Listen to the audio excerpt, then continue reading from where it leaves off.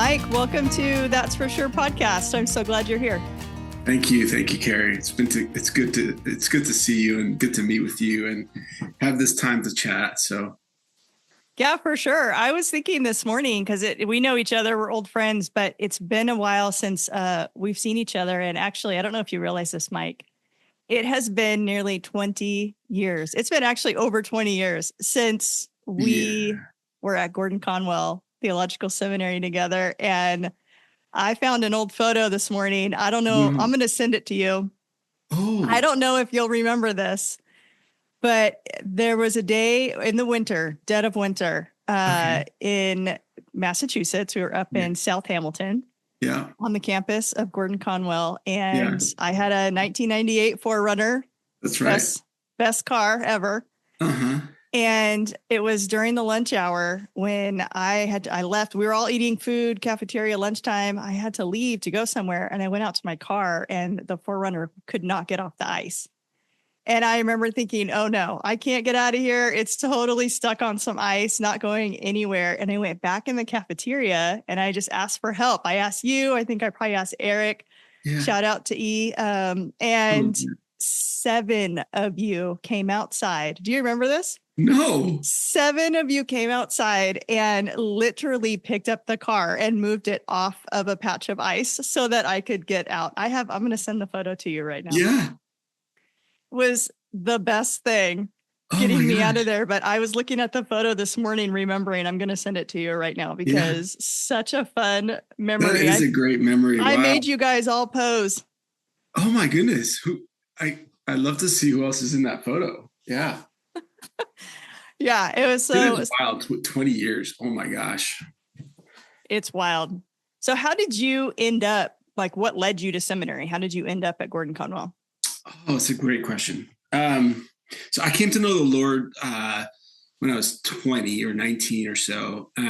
Dad passed a heart attack, and I was studying to be a product designer at that time. Steve Jobs was, big, and product design was like an up and coming thing. And I was in school in Philly.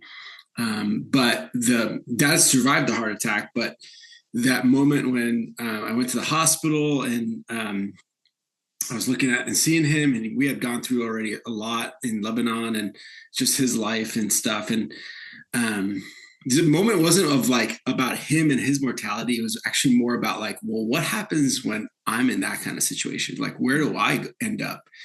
And as an Armenian, we've been raised as Christian, but I really didn't understand the full thing about what it means to be a Christian. And so started asking a lot of questions, had a couple of key mentors in my life that were pastors, and asked the questions about faith and started learning more about my faith. And in that process of hungering to know and learn and grow, and people started, and at the same time, I also wanted to start pouring into the next generation of youth. So I was attending a church and they had a youth group, and I basically went there just so that I can tell the kids, don't follow my steps.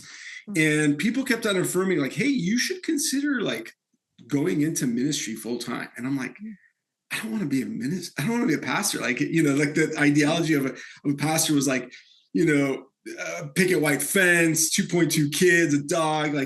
It wasn't me. And at that time I wanted to, travel the world. I wanted to do sports stuff. And so I just kept that question looming, finished the product design degree, did something related, wanted to create something that was going to help people rather than design the new car. So I did a biomedical product as my capstone. And then that following year, I took a year to discern after graduation, is ministry for me? I served in my old home church, and then I was, serving in different ways, and people just kept on affirming hey, you should, if it really is a question that is in the back of your mind, you should consider going into ministry full time. But if you're going to go into ministry full time, you should get equipped. And so I applied to two seminaries through the Armenian Evangelical Church. They had a process, an in-care process.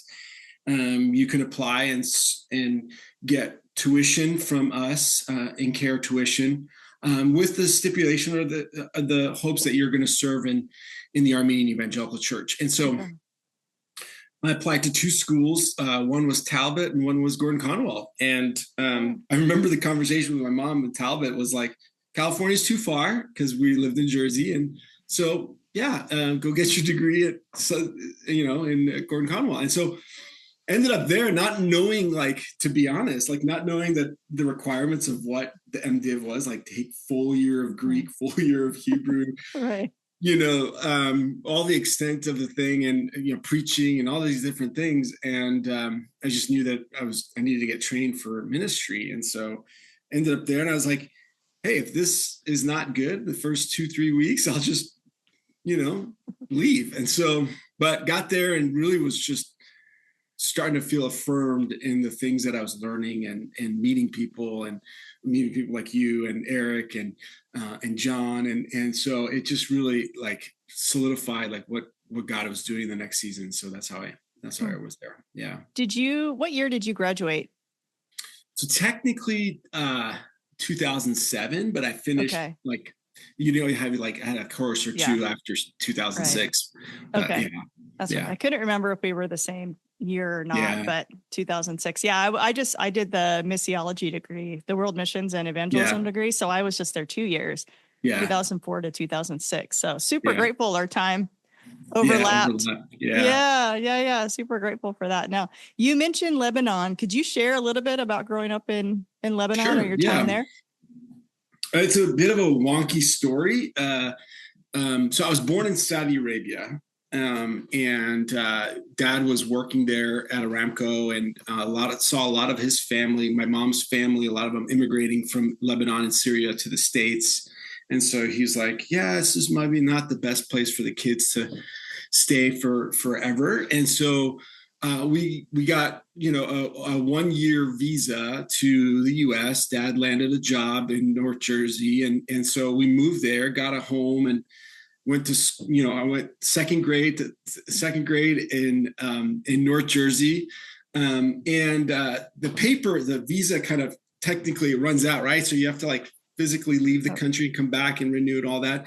And so our papers, there was some kind of issue, whatever. And long story short, they told us, hey, go to Lebanon and apply for the green card stuff from Lebanon, because a little complicated again, but Syrian passport, you don't get citizenship for Saudi Arabia. And so it was weird. So we get to Lebanon in 1988. So I tell my 3rd grade teacher, I'm going on a 2-week vacation.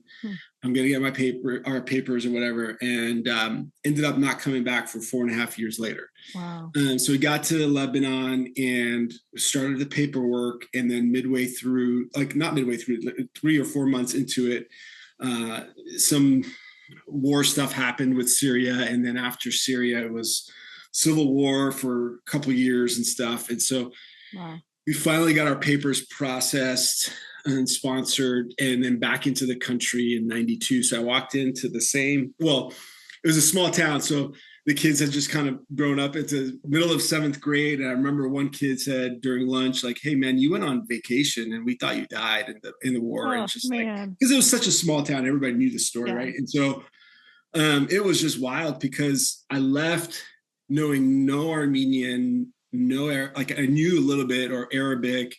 And then I came back speaking fluent Armenian, knew street Arabic, and barely in English. I barely made it to 9th grade with the English. So, Not sure I would call that a vacation, but not a very good vacation. And I think, to be honest, the journey in Lebanon has, like memories like you just explained, like they're just foggy. Like, I don't know if it's just because of that or it's just, I don't know. Yeah. So sometimes it's weird with the memory stuff. So no, for sure. Well, Mike, the picture that I sent you a little while ago, I was checking, 'cause like I said, I was looking at it this morning, and the date on it is, I don't know if it's correct, 'cause it's my phone. My goodness. But it says January 8th, 2005. No way. Isn't that wild? And I wonder if you could share. I know. Isn't it wild? Yeah, I remember you guys literally just picking up the car and moving it off of a patch of ice because that's why I was stuck. I couldn't get any traction. So y'all just lifted it up and moved it on over. Oh my gosh. Maybe a little salt, I don't know, but it got out because of you guys. So this is a great photo. Oh my gosh. Yeah. January 8th. Come on now. That's just a little eerie. Yeah. I wonder if you could talk about January 7th, 2025. And 2025. With your Altadena shirt on, which I know. I wore that especially for today. I love it. Yeah. I love it. But can you just walk through January 7th, 2025? Yeah. So January 7th is going to be forever etched into our memories here.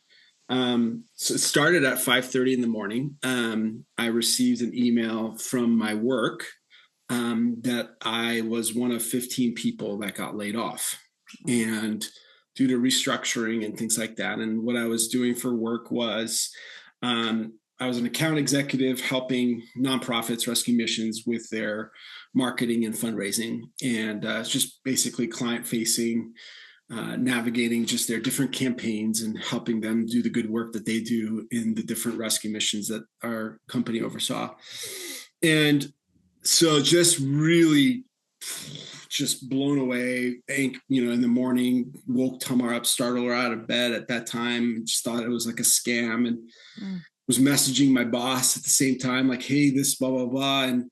And he said, well, me too. And so we had to go into the office, and my kids were still off of school because of Armenian Christmas and the break there and all that. And so they, my wife said, hey, like, I'll send the kids off to my in-laws, and we'll just have the day. We'll take, go have lunch. We'll kind of process after you get back from, doing your exit interview and all that kind of stuff. So I get back, and the winds had already started around here. The Santa Ana winds had already, we'd been getting notification like, hey, we may cut your power because the winds are going really crazy and things like that. And so the winds were going crazy and things were flying off the roofs, and, we were hammering things down, like keep bolting things down or whatever. And then, and like our cousins who are also good friends, they said, hey, we'd love to come over also at night and just kind of process with you. Like, what are you thinking? Like, how are things going and things like that. So they come over after, I send my computer out and all that and exit. And so it's about 5:30 or so. And I think it's around that. And my kids are still at my in-laws. And so, and my in-laws live about 4 to 5 miles away. And so, and we're up more in the mountains of the foothills of Altadena. And so we're talking, just sitting around the couch. And all of a sudden my father-in-law calls and like says, hey, a fire just has started in Eaton Canyon. And from their house, they're like on FaceTime and showing us, it's like really, really big. And, and I'm like, this is weird. And so I was like, look, just bring the kids, like just come bring the kids. And we I think we hung up on him at that point. It was like, okay, we'll just wait for the kids to come here, and, it's a fire and then they'll tend to it or whatever. And so, so then like 5 minutes later, we're talking again, and they're just like, oh, this is getting worse. There's a lot of smoke. And I was like, okay. And the cousin, his name is Ada. He's like, look, do you want to go get the kids? I was like, yeah, I think we should go get the kids. Yeah. So as I'm leaving, I told Tamar, I was like, I think you should pack the bag. I think you should pack some bags, like just in case and stuff. And so, so him and I get in the car, and as we are leaving, because we're in the foothills, you can see the glow already. And so we get in the car and we're starting to head to my in-laws.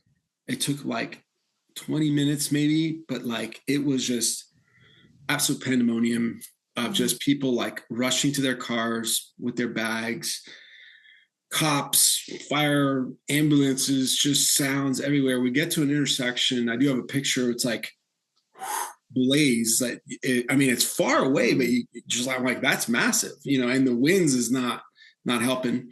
And the smoke is coming in all kinds of directions. And so we finally pull up. We couldn't get to like a certain area of my in-laws because my in-laws' house is literally a half a mile from the canyon trailhead. Okay. And so it's like a really bad spot. And so there's all kinds of fire trucks and all that. So we like finagled. They have a back alley. That's where their garage is. So we pull up, and my father-in-law, like I remember his face just holding my son and holding stuff, and they just like throw him into the car. And the fence had been knocked over in the alley, and we're like, how are we going to get out of here? My cousin Ada was like, I'll hold it up and you go through, and then I'll get in the car.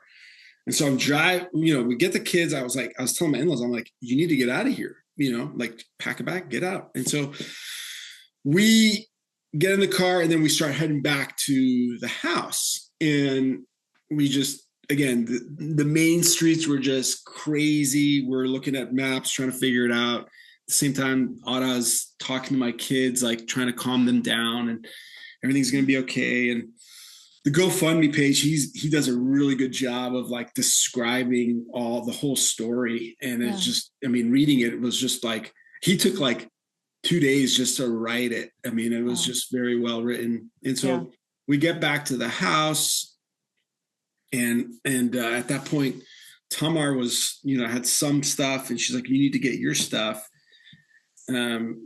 And I would go to my dresser. I'd be facing my dresser, and I'd look at it, and I'd open it, and it's sort of like, it's a paralyzing moment. You're like, what do I grab? Yeah. And I'm like, okay. So I'd grab like one t-shirt, and I'd go and put it down, or I'd put 2 t-shirts there, or I'd grab some socks. And then it was like literally a motion of going back and forth. And on top of the dresser is this jewelry box that we rarely use. Like the stuff that it's in there is just kind of like nothing of like, oh, let me grab this box. Like it was just like, let me just grab some clothes in. So we throw it in the bag, but we hadn't been formally evacuated yet. Like it was just like, hey, you're on notice, because the fire was, again, 4 or 5 miles away.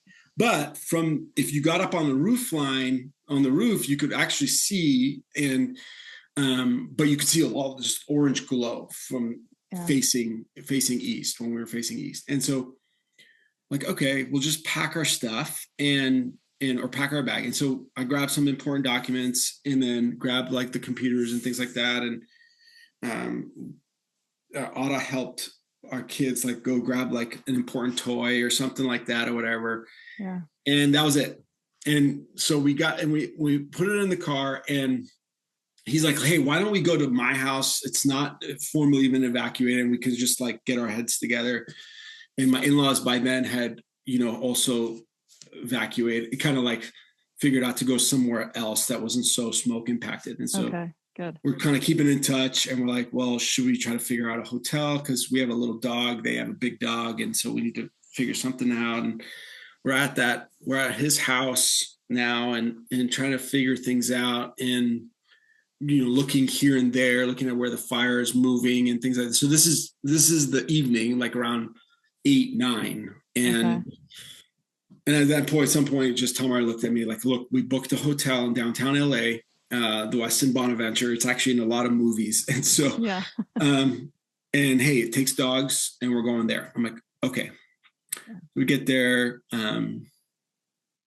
Just, you can see the people that are fire impacted. They're just rolling in with like all kinds of stuff, those are the people that are evacuated. And so we get there, and we check in, and the kids are all excited because it's a hotel room. Right. And, and the whole night we couldn't sleep. Like we're checking our Ring apps and just updates on like what's happening. And so, 2, 3 in the morning, looking at Tamar, and she's, the glow on her face. We're just kind of, and then we wake up in the morning, and some of our other, Tamar's aunt had also come down and stayed there.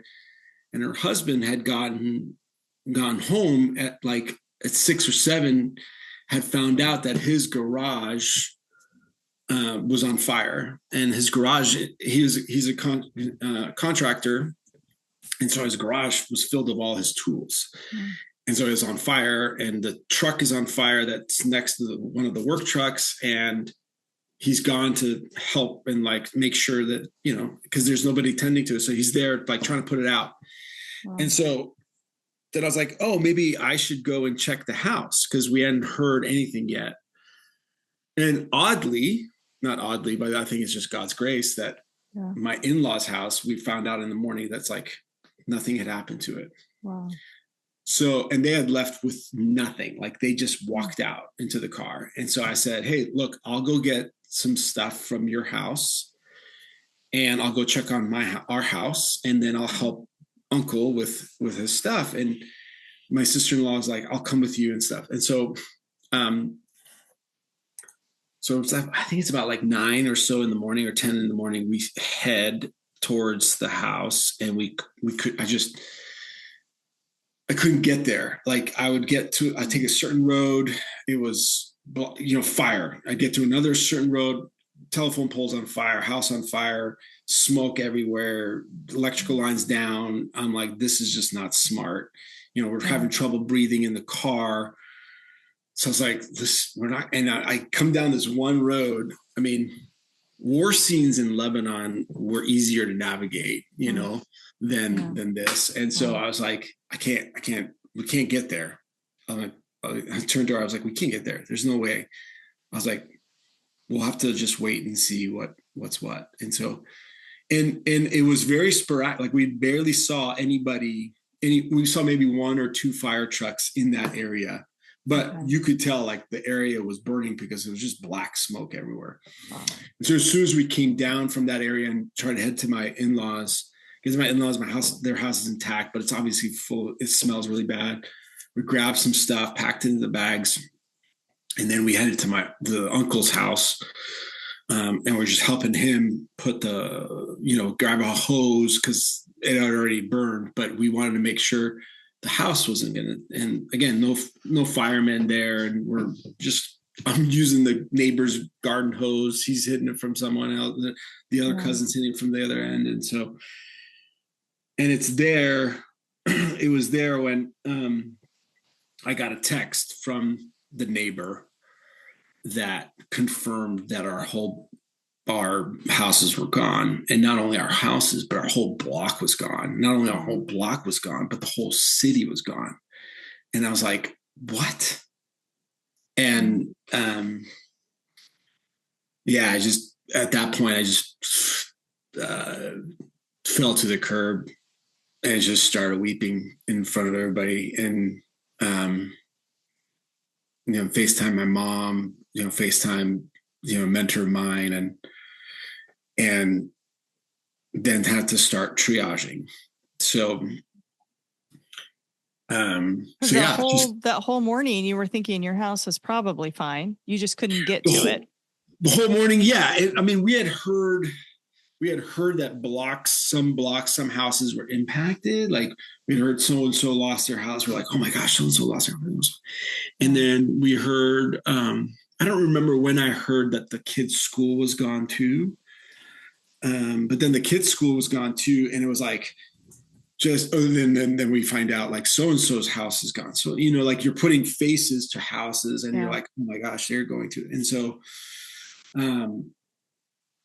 so couldn't get up there. So then Tamar's like, you need to come back. I don't want to tell the kids until you're here with us. And so you're here with me. So, and then Tamar's first cousin, also the guy who wrote the GoFundMe, his sister also lost their house. And so all of us were just like, what in the world? And so, we had dinner together that night at the Westin. Actually, it became a daily thing together, and so it was really good. But yeah, so came back, and I remember coming and telling Emmy first, and Emmy, my daughter, she's 11 now. She laughed just that's her natural reaction, but her comment was, "Oh, now we can build a house with a second bathroom," because we were actually in the process of renovating and adding a second bathroom. And, girls, their turn, she takes 30 minutes. Optimistic. Yeah, she turns, it takes 30 minutes to do her hair, and she doesn't want to share a bathroom with everybody. And so, Yeah. um, and then Ada my son was a little bit more taken at that time, was crying at nights and things like that. Like, we can't go home. And so, yeah, that's the story of the 7th and the 8th. And then the 9th was the first time I was able to get, like, the Thursday was the first time I was able to get to the house, see it before National Guard sealed off the area. So we pulled up to a certain area, and we walked about 1.5 miles to get to our house, because they were starting to close down. The cops were starting to close down the city and stuff. So we were able to go and see. So we left with one car. My car was parked on the street. It wasn't in the driveway. And it was an old 2006, almost 200,000 miles. Like, it was like, I was already starting to think of, like, what's the next car? Yeah. I get there, and that thing was intact. No way.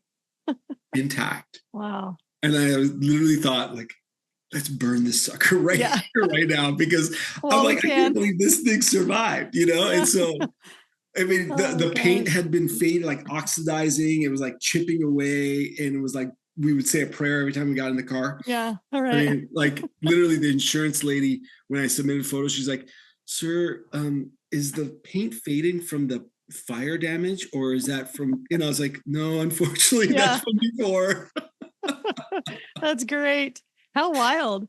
And so the car survived, but obviously it was like an ashtray, sitting in an ashtray. So, so the car was a total loss as well. And so, wow. But yeah. So, Mike, you lost your job, your home, and your kid's school. Like, and the kids' school. And it's not just you. I mean, you have relatives, like you mentioned, that have, have experienced loss. I mean, I've shared your story with my friends, especially when it was happening, just to spread the GoFundMe and also just to ask for prayer. And I can't tell you how many responses I got of, like, dang, he's like a modern day Job. Like, did you feel like that? I mean, do you feel like that? My Bible reading, I started it, and it was in Job. I was like, no way. I'm like, Lord, this is not funny. This is not funny. No, it's not funny. And some people even texted it that, and so it was like, it's it's a lot of loss and one in a short amount of time. And I think that's what's so startling about it is to hear. That's where the Job comes in, because he literally lost everything in a single day. But I've been so blown away, not surprised one bit, but I have been so blown away and so encouraged by how you've responded to the loss that you and your family have shared through your posts on Instagram and just our little text. You're gonna make me cry now. Okay, sorry.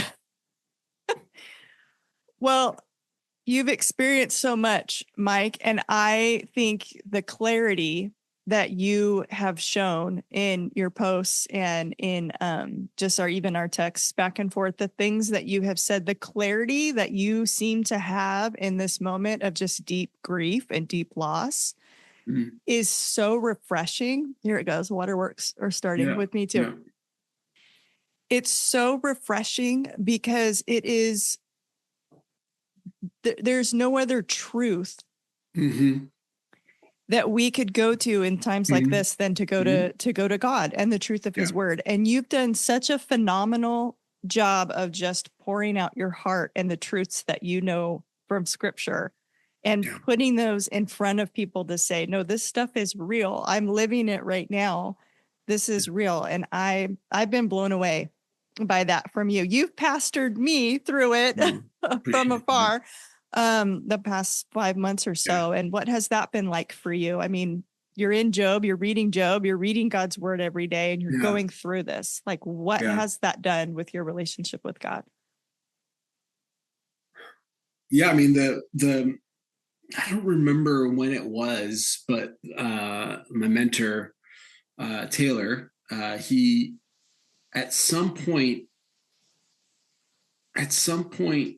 he asked this question: what is God teaching you about him? Yeah. It's not about your circumstances, it's just about the character. And that question prompted to journal, just like, what am I learning? And so there's a couple of things that showed up. Like, first was like, we can't live this life solo. Like, we're not wired to be just alone. And there's actually a great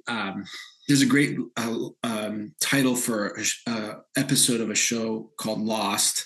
It says "Live Together or Die Alone," and it was just, that was the first reality of that truth of community, and the community that we had as cousins that were surrounding us and constantly just stepping up and loving us in just ways that were just absolutely unreal. Then community from different seasons of our lives, like Gordon-Conwell, high school friends, people that I hadn't talked to in over 30 years, different communities, like we're stepping up. This church that I pastored in Rhode Island, the church that I pastored in Fresno, the community of people working at APU, the community of people at BDI, the work that with Arrow, and so all of these communities were just like messages upon messages and love, not just through financial, but also just like sitting there and listening.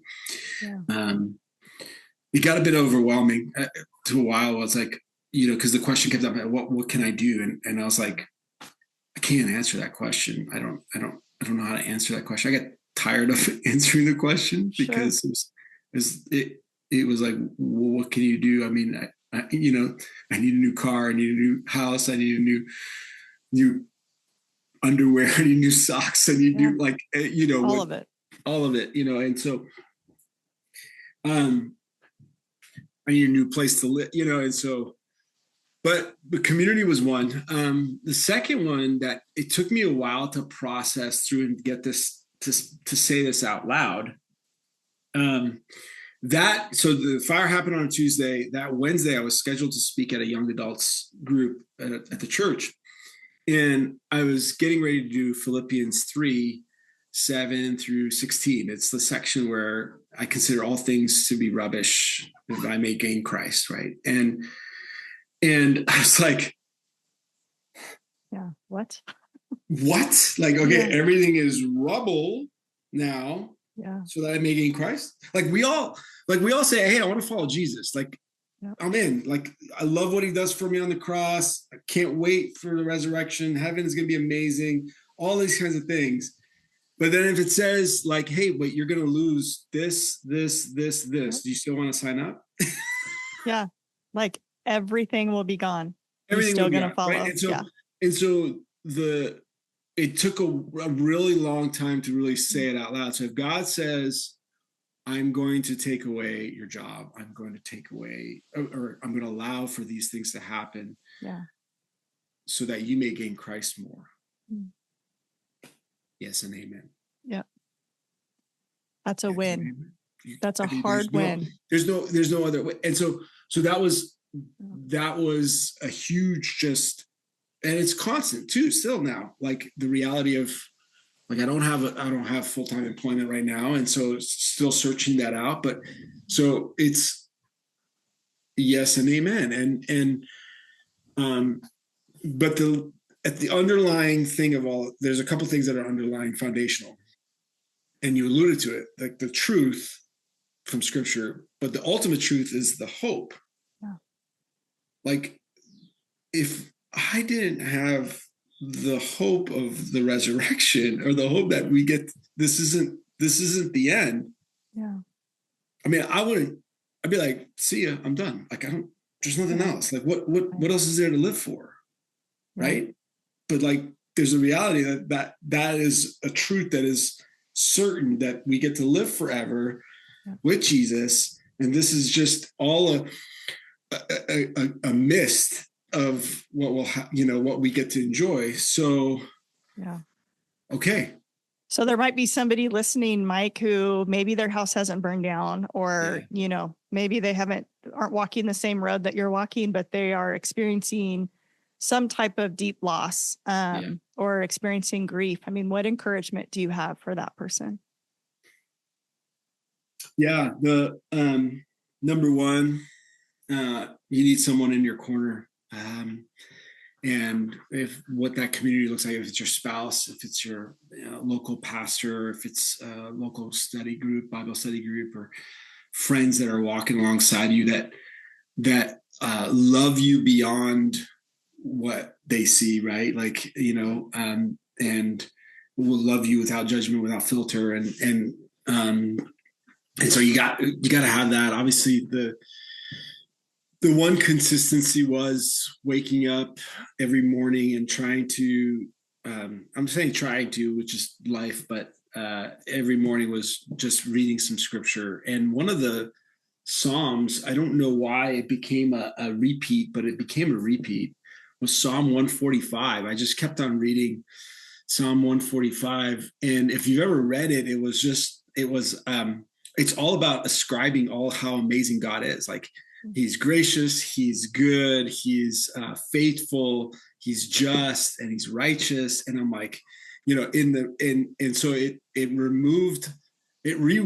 recentered my focus, the framework, not on the circumstances, but on the character of who God is. And That's so great. That just kept on fueling just navigating this grief. And I'm going back to the person in the corner.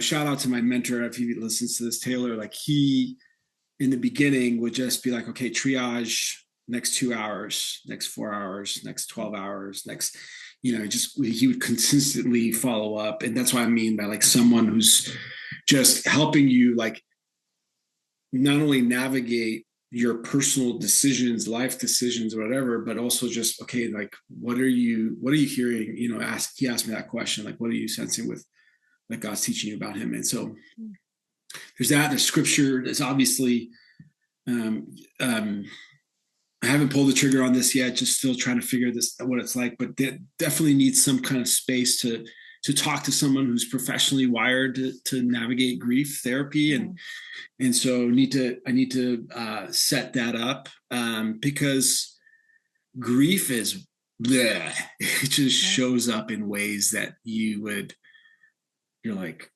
is that just me getting older? Here we're going to date ourselves right now. I just turned 45, right? Like, is that just me getting older and my body's doing all kinds of weird things? Or is that just grief expressing itself? And having kids, like, you gotta, they're navigating grief in various ways. My wife is navigating grief in various ways. So got to have some kind of therapy. And our natural go-to is, like, we want to press escape, like we want to eject, and we can't, like, there really needs to be like this, like, physical restraint on things that you're gonna let your mind or your body or physically and spiritually, just to be like, I'm out, I just want to escape, but actually needs to come to it and say, okay, I need to be in worship, I need to be in community with people that are for me, I need to be in presence of God. If it's like, that's why the running helps. I literally work out my stuff with Jesus. I come back and I'm like, to Tamar, I'm like, I'm sorry, I was acting like this, confessing, or just I work out my junk with him, hey, yeah, I'm an idiot there, I'm sorry, yeah, I need to, and the running just helped process. So I had a half marathon that was January. It was the Rose Bowl half marathon. So because of the fire, they rescheduled it to April, and it was perfect. Like, well, now I need to go get new running gear and blah, blah, blah. So that was a good incentive, but it was also like, okay, now I have a goal to run again for. And so but it allowed me to just process a lot of the running. A lot of the running just allowed me to process just things that were going on in my head and my heart, and so all these different things. So yeah, like a physical discipline, spiritual reading, journal. I've journaled ever since I became a believer. It's pretty sad that I lost all those journals. But yeah, just spending, even if it's just writing and saying, hey, I'm praying for so-and-so, or whatever, those disciplines, they need to be rooted, or else the mind can do some funky things and you can get lost real quick. Yeah. I love that you mentioned Psalm 145. I was going to ask you if there was a particular passage or some scripture that has just drawn you in this season. So, and I love that it was a Psalm. I mean, that's like the greatest book that just shows how God cares for the human heart and our experiences so much. So that's so good. Yeah. Mike, you've been through so much, and I just am so grateful for how you have responded the way that you have, which has been so, you've seen, it's obvious that you show your gratitude for the Lord despite the loss. And I think that shows so much wisdom and courage and maturity on your part. And it has blessed me. And I know it has been a blessing for many others. So I'm super grateful for you and for your heart. I do have one final question for you. Sure. It's the question I ask at the end of all shows. But the question is, what do you know to be absolutely true about the character of God? Oh, man. Just one thing. Steadfast. Yeah. Steadfast love. This, it is, and I don't know if it's just God saying, in the midst of this, every time I read, even today, I was reading some of the Psalms, like, it's like, his love is described as steadfast. I'm like, it is never changing. It is rock solid. It is constant. It is pouring out. It is always going to be. It's steadfast love. His steadfast love. I'm like, whoo, you really want to pour that out on me? Like, and yeah, and if you're listening and not hearing it, not feeling it, not sensing it, just go read through some of the Psalms and just underline how many times the psalmist, or any time where it's just described his steadfast love. I mean, I don't think I don't think one can navigate life without that truth. So. Good word, Mike. This is a good work. You are a pastor at heart, and I just am so grateful for you, and so grateful for our friendship. And I guess I do have one final question. How can we be praying for you and your family through this season? Yeah, I mean, grief is grief, and it's just, obviously there's a lot of annoying insurance rebuild decisions that we're making, and those are, just pray that we continue to see, like, long term.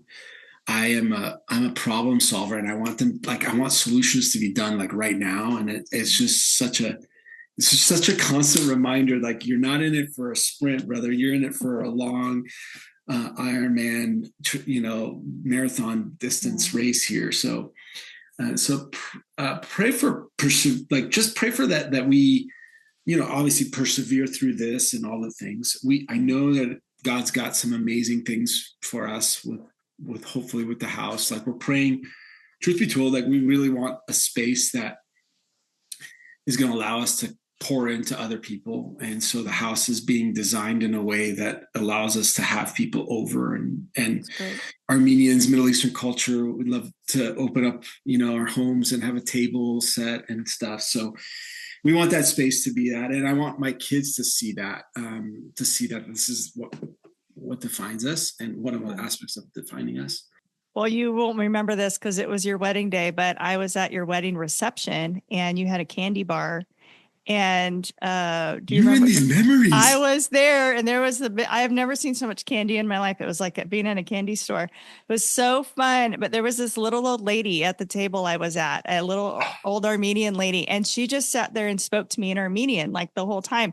And I don't know if she thought I was Armenian because I have the thick eyebrows going on, or if she was just talking to anybody, who was sitting next to her. But such good memories, such good times. My gosh. I'm so grateful. Oh my gosh. Bro, that picture that you sent me, oh, you're going to make me cry. Like every time I look at it, I'm like, good night.